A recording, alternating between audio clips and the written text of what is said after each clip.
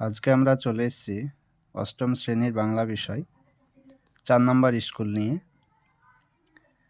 আরব সেনাপতি ও মোট সেনাপতির আলোচনার বিষয় কী ছিল? সঠিক উত্তর হবে পূর্বপুরুষদের বীরত্ব। 1-2 চন্দ্রগুপ্ত কিসের উপর লিখেছিলেন? শুকনো তালপাতা। 1-2 অথবা আমার কাছে কিরূপ আচরণ প্রত্যাশা করো? বক্তা হলেন সেলুকাস। 1-3 হাঁসের ডিম দুপুরবেলায় বের করে দেবে বলেছিল ঘণ্টা। 2-1 এবার আমাকে কিছু বলতে হয়, সে কি বলেছিল? পাঠ্য বইয়ের 21 পাতা। এখানে লাইনটি আছে, এবার আমাকে কিছু বলতে হয়। এখানে উত্তরটা আছে, ভিডিওটি স্কিপ করে লিখে নেবেন। 2-2 সন্দিহান চিত্তে কে কেন শুয়ে পড়ে? মোট সেনাপতি আরব সেনাপতির অদ্ভুতপূর্ণ কথা ভেবে।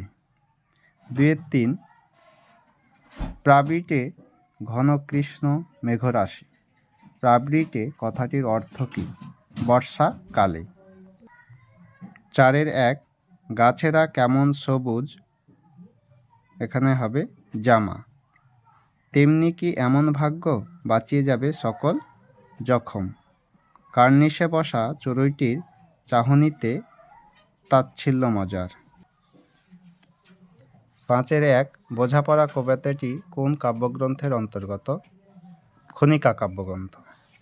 সবুজ গাছেরা কোন পতঙ্গ পছন্দ করে? প্রজাপতি।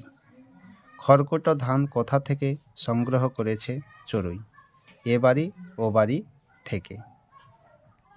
7-1 নীলকণ্ঠ পাখি কোথায় এসে বসবে? বাবলা গাছে। দুর্গা কোথায় ব্রত পালন করেছিল? বাড়ির উঠোনের পেঁপেতলায়।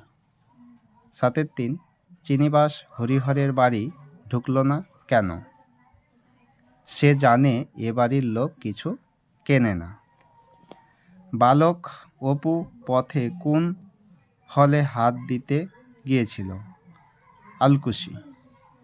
7-5 পথের পাঁচালী পাঠ্যাংশে বালক অপু কোথায় খরগোশের ছবি দেখেছিল? বর্ণপরিচয়।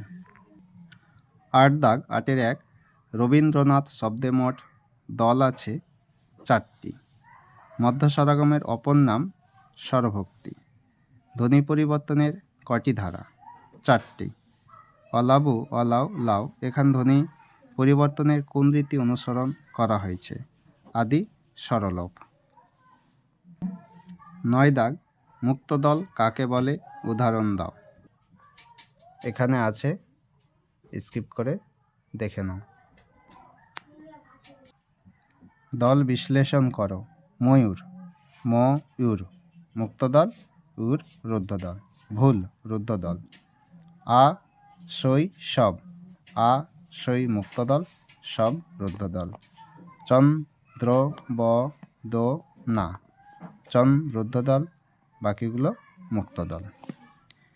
এক হাতে তালি বাজে না, অর্থ হবে দুপক্ষের দোষ থেকেই বিবাদ হয়। 10-2 মারিত গণ্ডার লুটিত ভাণ্ডার। বড় কর্মকাণ্ডের পরিকল্পনা করা। গৃহযোগী ভিক পায় না, অতি ঘনিষ্ঠ জনের গুণের কদর হয় না। 10-4 শূন্য কলসির আওয়াজ বেশি। সারবস্তুহীন ব্যক্তির আস্ফালন।